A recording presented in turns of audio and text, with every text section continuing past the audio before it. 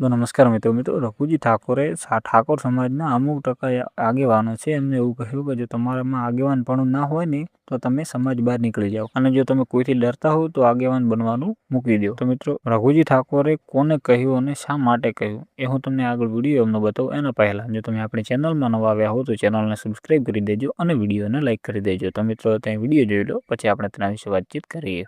માતાજી મિત્રો, વિરમગામ માંડલ દેત્રોજ ઠાકોર સમાજના આગેવાનોને મારા ખાસ કહેવાનું કે કોઈ બી ઠાકોર સમાજનું કાર્ય હોય ત્યારે કેમ કોઈ આપણા આગેવાનો હાજર નહીં રહેતા? શું કારણ છે? કોઈનો ડર લાગે છે? શું કામ બહાર નથી આવતા?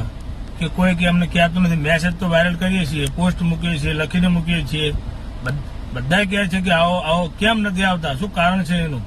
કોઈ તકલીફ હોય તો ભાઈ સમાજપણું મૂકી દો, નાત બહાર જતા રહો, તમારું કોઈ કામ નથી।